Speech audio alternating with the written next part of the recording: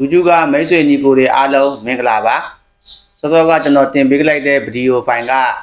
ရိုးမားနဲ့နာပိုလီပွဲစဉ်ကအတန်ဖိုင်မပါလာလို့ကျွန်တော်ပြန်ဖြတ်ပြီးတော့အခုဒုတိယတစ်ခေါက်ကျွန်တော်ပြန်လဲရိုက်ကူးပြီးတော့မိတ်ဆွေတို့ကိုကျွန်တော်ပြန်လည်ပြီးတော့ဘင်းမပွဲစဉ်နှစ်ပွဲကိုကျွန်တော်တင်ပေးတာလည်းဖြစ်ပါတယ်ချက်စီနဲ့အာဆင်နယ်ရိုးမားနဲ့နာပိုလီပွဲစဉ်နှစ်ပွဲလုံးကိုကျွန်တော်တရားလေးသုံးသပ်ရွေးချယ်ပေးသွားမှာလည်းဖြစ်ပါတယ်ကျွန်တော်ရဲ့ fan တွေကိုကျွန်တော်ရဲ့ YouTube channel ကို subscribe မလုပ်ရသေးတဲ့မိတ်ဆွေညီကိုများရှိရင် subscribe လုပ်ထားပါကျွန်တော်ဗီဒီယိုတင်တိုင်းမိတ်ဆွေတို့အလွယ်တကူသိရှိသွားနိုင်မှာဖြစ်ပြီးတော့ကျွန်တော်ရဲ့ဗီဒီယိုကိုလက်မတစ်ယောက်တစ်ချက်စီနှိပ်ပြီးတော့ကျွန်တော်ကို support ပေးလို့ရပါတယ် share ပေးလို့ရတဲ့မိတ်ဆွေညီကိုများရှိရင်ကျွန်တော်ကို share ပေးခြင်းဖြင့်ကူညီပေးလို့ရပြီးတော့ဒီနေ့မှာတော့ကျွန်တော်ရဲ့ VIP1 ပွဲစဉ်ကိုအစောပွဲစဉ်အဖြစ်ကျွန်တော်ရွေးချယ်ထားပါတယ်လာရောက်ဝယ်ယူခြင်းတဲ့မိတ်ဆွေညီကိုများရှိရင်တော့ကျွန်တော်ရဲ့ Viber ဖုန်းနံပါတ်ဖြစ်တဲ့09 9935256တို့လာရောက်စုံစမ်းမေးမြန်းနိုင်ပါတယ်အဲ့ဒီပွဲစဉ်ကိုလည်းကျွန်တော်အနိုင်ရရှိမယ်လို့ကျွန်တော်အပြည့်အဝယုံကြည်ထားပါတယ်ဒါကြောင့်မလို့မိတ်ဆွေတို့အချိန်ကိုတတိထားပြီးတော့လာရောက်ဝယ်ယူပါအချိန်နောက်မကျဖို့အရေးကြီးပါတယ်အစောပွဲစဉ်ဖြစ်တာကြောင့်ချက်စီကတော့လက်ရှိပရီးမီးယားလိမှာအဆင့်3နေရာမှာရပ်တည်နေပြီးတော့အာဆင်နယ်နဲ့6မှတ်ကွာဟနေတဲ့အတွက်ဒီနေ့ပွဲစဉ်မှာဒါအာဆင်နယ်ကိုအကောင်းဆုံးခြေစွမ်းပြပြီးတော့အနိုင်ရရှိခဲ့မယ်ဆိုရင်တော့အမှတ်ကွာဟမှုကြီးမြောင်းသွားမယ်ပွဲစဉ်လည်းဖြစ်ပြီးတော့ချက်စီရဲ့ကစားပုံကလည်းအခုလက်ရှိမှာတော့ခြေစွမ်းပြန်လည်ပြီးတော့ထပ်မြက်နေတဲ့အတင်းအတင်းနဲ့ဖြစ်ပါတယ်ချက်စီကတော့လက်ရှိတိုင်ပွဲစုံ6ပွဲရှင်းပြိုင်ထားမှာတော့ချက်စီက9ပွဲအထိအနိုင်ရရှိထားပြီးတော့ကွာတာပတ်တစ်ပွဲဒါတည်ရလက်ထပ်ပေါ်ထားတဲ့ချက်စီရဲ့အကောင်းဆုံးခြေစွမ်းကိုကျွန်တော်တို့တွေ့မြင်ရမှာဖြစ်ပြီးတော့ချက်စီကတကယ်အတင်းကောင်းတွေနဲ့ရှင်းပြိုင်ထားမှာတော့ချက်စီကအထူးခြေစွမ်းပြလေးရှိတဲ့အတင်းအတင်းဖြစ်တာကြောင့်ကျွန်တော်တို့ဒီနေ့ညမှာတော့ချက်စီရဲ့ခြေစွမ်းကိုထပ်မံပြီးစောင့်ကြည့်သွားမယ်ပွဲစဉ်လည်းဖြစ်ပြီးတော့ဂျာရဲ့ချင်းပြိုင်ပြီးခဲ့တဲ့ဘာစီလိုနာနဲ့ပွဲစဉ်မှာလည်းချက်စီကခြေပြက်ကိုပြက်နဲ့အနိုင်ရရှိခဲ့ပြီးတော့လက်မိုင်းရမယ်လို့ကစားသမားကိုကူရလာကအကောင်းဆုံးထိန်းချုပ်သွားခဲ့တာကိုတွေ့ရှိထားရတာကြောင့်ဒီနေ့ပွဲစဉ်မှာလည်းအာဆင်နယ်ကိုဘယ်လောက်ထိဒုက္ခပေးလာနိုင်မလဲဆိုတာတော့ကျွန်တော်တို့စောင့်ကြည့်ရမယ်ပွဲစဉ်လည်းဖြစ်ပြီးတော့နီးပြမာယက်စကာရဲ့တပွဲတော်နီးမြူဟာတွေကလည်းအကောင်းဆုံးပုံစံမှာတည်ရှိနေပါတယ်။ဘာကြောင့်လဲဆိုရင်တော့ PSG တို့အသင်းကြီးကိုတော့ချက်စီကအလဲထိုးခဲ့ပြီးတော့အန်တာတော့အနေထားကနေ3ဂိုးဘူးမရှိတဲ့အနိုင်ရလက်ကိုဖော်ဆောင်ထားတဲ့ချက်စီရဲ့တကယ်ပွဲကြီးစွမ်းကြောင်းကြီးတွေကကျွန်တော်တို့ချော့တွက်ထားမယ်ဆိုရင်တော့ဒီနေ့မှာခံစားသွားမယ်ပွဲစဉ်လည်းဖြစ်ပြီးတော့လန်ဒန်ဒါဘီဖြစ်တာနဲ့အညီချက်စီရဲ့ခြေစွမ်းကိုဒီနေ့ညမှာကျွန်တော်တို့စောင့်ကြည့်သွားမှာလည်းဖြစ်ပါတယ်အာဆင်နယ်ကလည်းလက်ရှိပရီးမီးယားလိအဆင့်1နေရာမှာဥဆောင်ထားမှုနဲ့အတူဒီနေ့ပရီးမီးယားလိချန်ပီယံဆုကိုရေပန်းအရယူဖို့ရေပန်းစားသောအသင်းထဲမှာပါဝင်နေပြီးတော့အာဆင်နယ်ကရမှတ်29မှတ်အထိစုဆောင်းထားနိုင်ပြီးတော့လက်ရှိမန်စီးတီးကိုတပွဲရော့အနေထားနဲ့4မှတ်ဖြတ်ဥဆောင်ထားပြီးတော့ချက်စီကို6မှတ်ဖြတ်ထားတဲ့အာဆင်နယ်ရဲ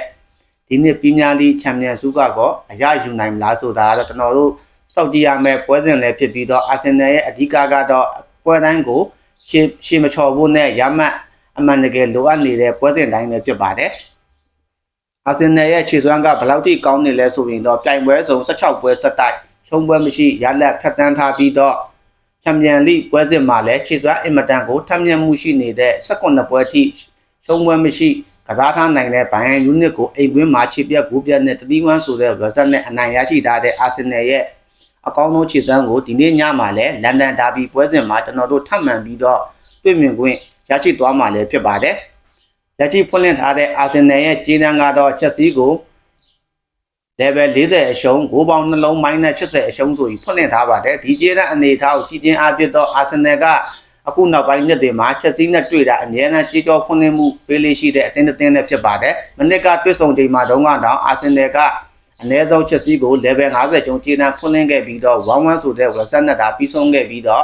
ချက်စီကဒါရောင်ကြီးအောင်မြင်မှုရရှိထားတဲ့အသင်းနဲ့ဖြစ်ပါတယ်ချက်စီရဲ့အိမ်ကွင်း2နှစ်စတိုက်တွေ့ဆုံမှုမှာတော့အာဆင်နယ်ကအသာရရှိထားခြင်းမရှိဘဲနဲ့တည်ရလက်တွေဒါအများဆုံးဆွမ်းဆောင်ထားနိုင်တဲ့အာဆင်နယ်ရဲ့ကစားပုံကိုတွေ့ရှိရမှာဖြစ်ပြီးတော့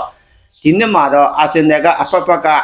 ချက်စီနဲ့ရှင်ရင်တော့အများကြီးကိုကစားကောင်းတဲ့အသင်းနဲ့ဖြစ်ပြီးတော့ခြေစွမ်းကလည်းချက်စီတဲ့များစွာတာလွန်မှုရှိနေတဲ့အသင်းကမနစ်ကတော့ level 50ကျော်ဒီနှစ်ကြေးတန်းဖွင့်လှစ်မှုပေးခဲ့ရင်တော့ဒီနှစ်မှာတော့ကျင်းနေနိုင်မယ်ဆိုရင်တော့အာဆင်နယ်ကချက်စီကိုအနည်းဆုံးlevel 80 level 80ရှုံးအနေထားလောက်မှာပေးထားလို့ရပါတယ်။ဘာကြောင့်လဲဆိုရင်တော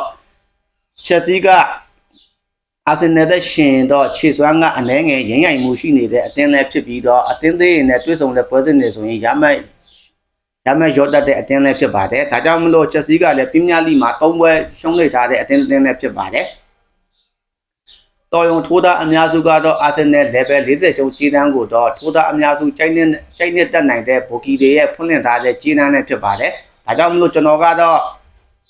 ဒီကြီးတန်းကိုကြိုက်နေတက်ခြင်းနဲ့မရှိပါဘူးဘာကြောင့်လဲဆိုရင်တော့ထိုးသားတွေစုပြုံဝင်ရောက်လာတဲ့အာဆင်နယ် body ကိုတော့ကျွန်တော်လက်ချောင်ခြင်းပါတယ်တကယ်ဘစ်မတ်ပွဲစဉ်တွေမှာခြေစွမ်းနှိပ်ပါမှုမရှိတဲ့ချက်စီးရဲ့အိမ်ဝင်းစွမ်းဆောင်ရည်ကိုကျွန်တော်ကြိုက်နေတက်ပြီးတော့ဒီနေ့ပွဲစဉ်မှာလည်းချက်စီးရဲ့အဓိက player တဦးဖြစ်တဲ့ကိုပယ်မားကလည်းအရန်လူစင်ကနေပြန်လဲပါဝင်နိုင်တဲ့အတွက်ချက်စီးရဲ့ line နဲ့လူစင်ရလည်းအာဆင်နယ်နဲ့နာတပြားလောက်နှိပ်ပါမှုရှိပေမဲ့လည်းအကောင်းဆုံးရှင်ပြိုင်မယ်လို့ရှင်ပြိုင်နိုင်မယ်လို့ကျွန်တော်မှယုံကြည်ထားပါတယ်ဒါကြောင့်မလို့ချက်စီးနဲ့အာဆင်နယ်အသင်းတို့၏ပွဲစဉ်ကိုတော့ကျွန်တော်ချက်စီး body တစ်ချောင်းလေးကိုသာကြိုက်နေတတ်ပါတယ်နောက်ထပ်ရွေးချယ်မှုပွဲစဉ်အဖြစ်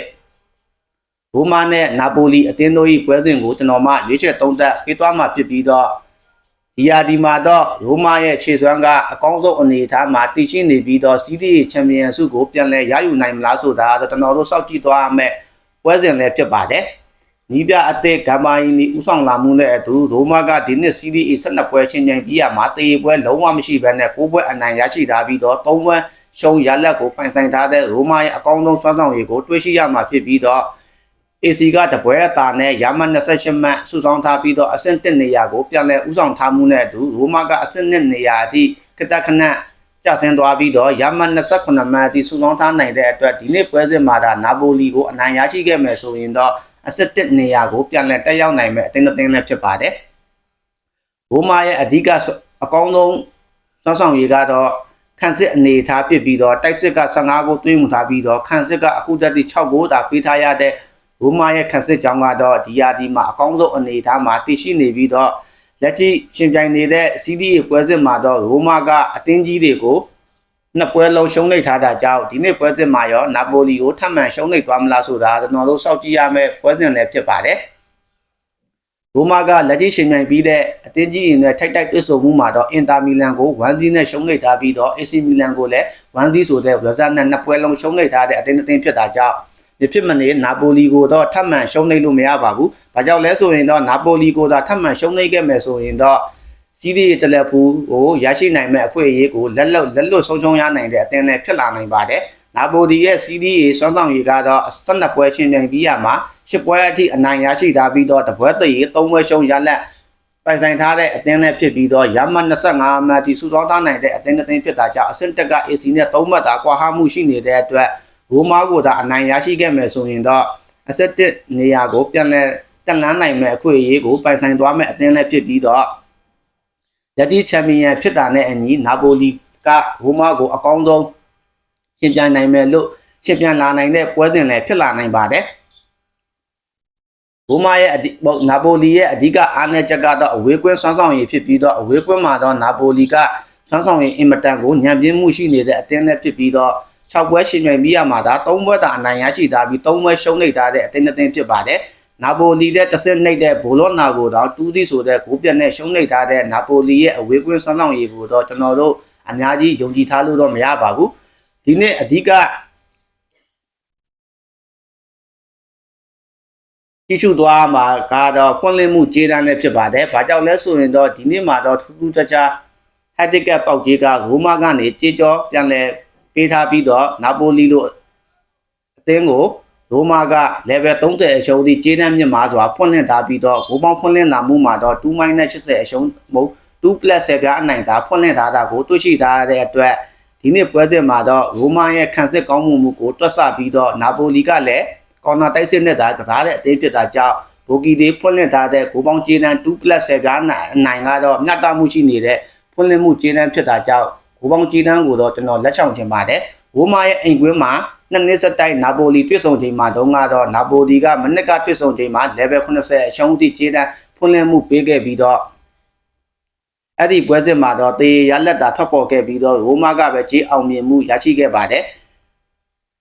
2023တွေ့ဆုံချိန်မှာတုန်းကရိုမာရဲ့အိမ်ကွင်းမှာနာပိုလီက level 10ပြားရှုံးတော့ဖွင့်လှစ်မှုပေးခဲ့မှု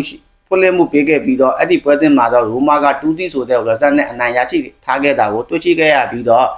ရိုမာနဲ့နာပိုလီတို့ထိပ်တိုက်တွေ့ဆုံမှုတွေမှာတော့တယောက်တစ်သင်းနဲ့တစ်သင်းအသာရရှိထားခြင်းမရှိဘဲနဲ့ရိုမာက10ကြိမ်အနိုင်ရရှိထားပြီးတော့9ကြိမ်တည်းနာပိုလီက15ကြိမ်ဆိုပြီးတော့အနိုင်ရရှိထားပါတယ်ဒါကြောင့်မလို့လက်ရှိချန်ပီယံဖြစ်တာနဲ့အညီရိုမာနဲ့နာပိုလီနဲ့ရှင်မယ်ဆိုရင်တော့နာပိုလီကများစွာအားသာမှုရှိနေတဲ့အသင်းလည်းဖြစ်ပါတယ်ကျေးနန်းနဲ့ရှင်မယ်ဆိုရင်လည်းနာပိုလီကရိုမာထက်ကျေးနန်း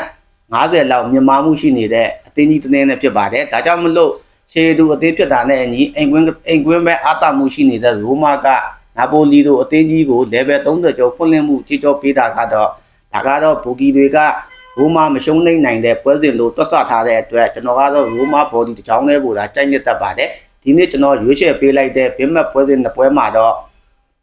ချက်စီနဲ့အာဆင်နယ်လန်ဒန်ဒါဘီပွဲစဉ်မှာကျွန်တော်ချက်စီဘော်ဒီတစ်ချောင်းလေးကိုဒါကြိုက်နေတတ်ပါတယ်ရိုမာနဲ့နာပိုလီအသင်းတို့၏ဘင်းမက်ပွဲစဉ်ကိုတော့ကျွန်တော်ရိုမာဘော်ဒီတစ်ချောင်းလေးကိုဒါကြိုက်နေတတ်ပါတယ်အကြိုက်ချင်းတူတဲ့မိတ်ဆွေတွေရှိပါကကျွန်တော်ရဲ့ရွေးချယ်မှုကိုမိတ်ဆွေတို့လိုက်ဆော့နိုင်ပါတယ်မိတ်ဆွေများအားလုံးဝတ်လက်ပါ